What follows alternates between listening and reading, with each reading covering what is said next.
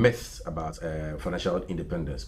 In case you are watching and you have any questions, you can send them to the WhatsApp line, which is on your screen. The right hand corner of the screen is in blue. Pick that number, send your messages to us. Alternatively, the phone lines are active. You can call in case you have any question to ask about becoming independent financially.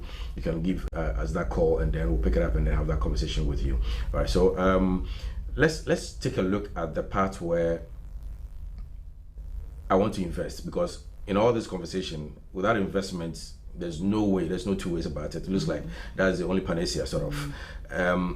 What do I do to identify that this investment that I'm going to do will be or inure to my benefit of becoming financially independent? Okay, thank you very much. So if you want to invest, you have to have some considerations. Do your own personal introspection, all right? I don't know whether I use the word right. Yeah, that's okay. That's correct. So find out, why do I want to do this investment?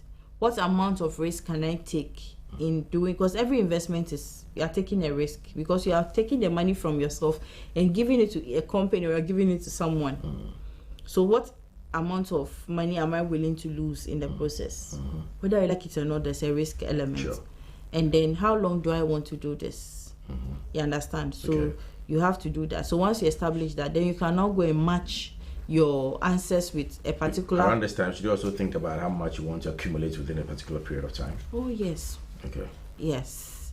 How do I say, the difficult economic times are not changing, so you too cannot afford to do less, because it's going to continue like this in perpetuity. Okay.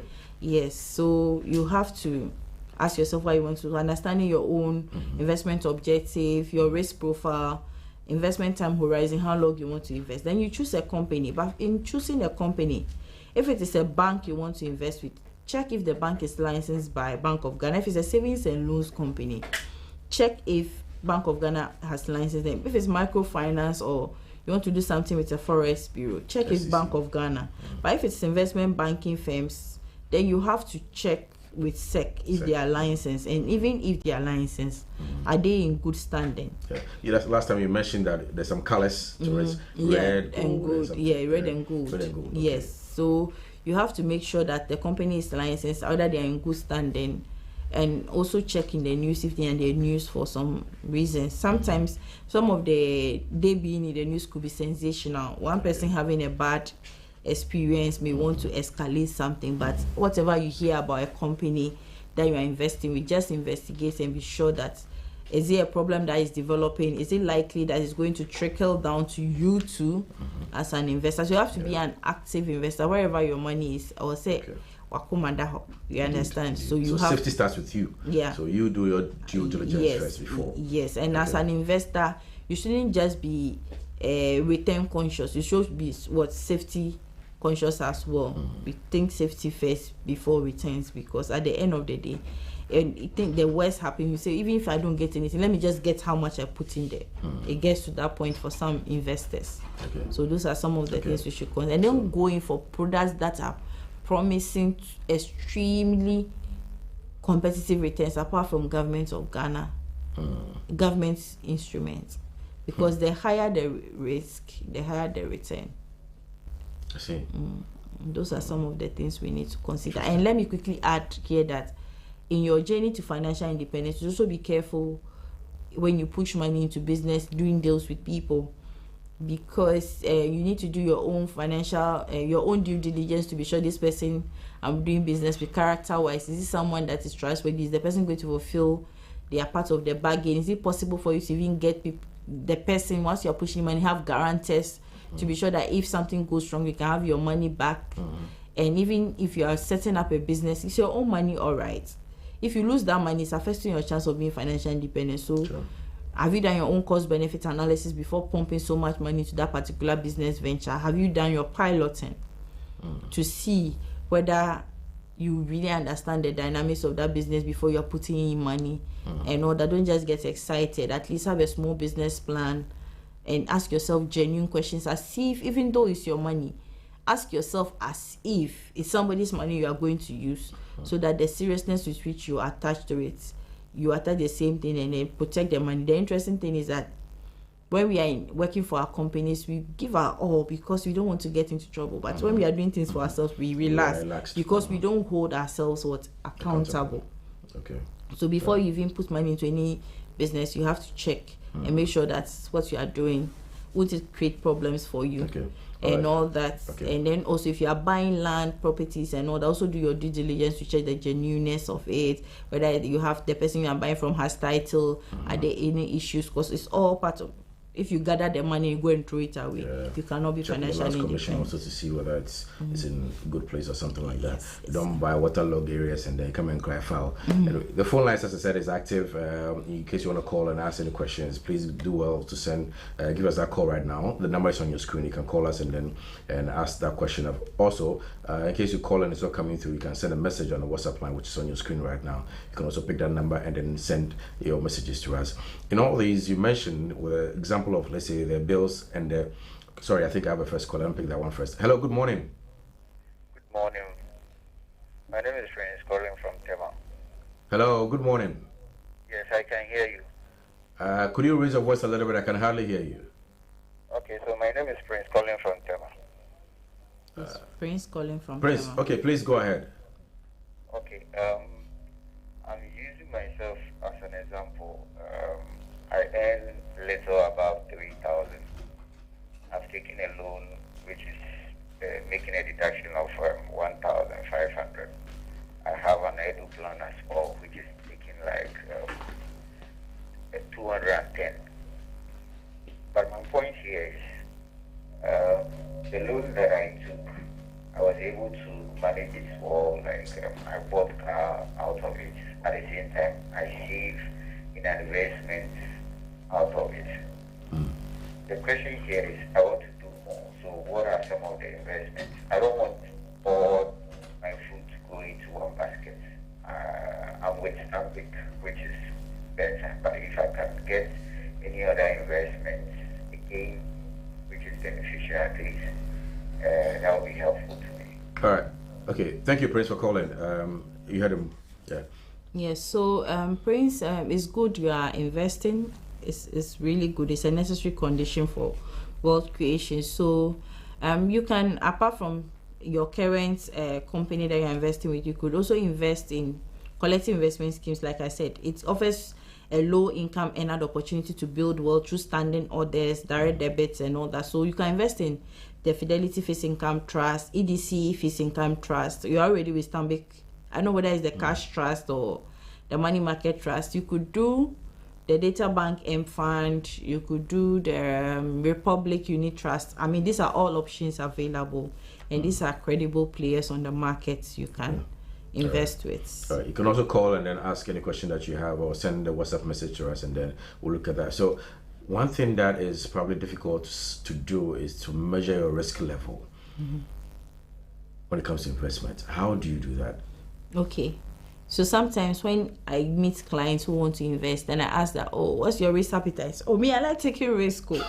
And so, okay. Life is about risk. Yeah, so I asked that, okay, so if you give us 1,000 cedis, the next day you come and check, and then the amount is 980 cedis, will you be okay? So, no, I'm not ready to lose a peso. It means that you are risk averse. So you may have to choose investments that are low risk investments, like either the bills, or even if you are investing in unit trust, don't do the equity based ones. Maybe do the money markets or the fixed income based one, because those ones have securities with very low risk. Hold on, let me pick this call. My last caller, Ike, is on the line. Good morning, Ike. Good morning. Where are you calling from, sir? Yeah, I want to find out this pension fund managers. Okay. Is it good to do investment with them?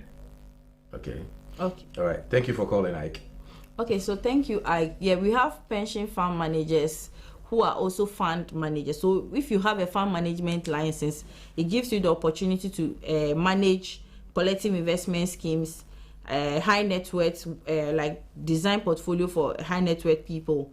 And the same fund management license, you have to get another license from NPRA, National Pensions Regulatory Authority, for you to also manage pension funds. So the same license can do a lot of things.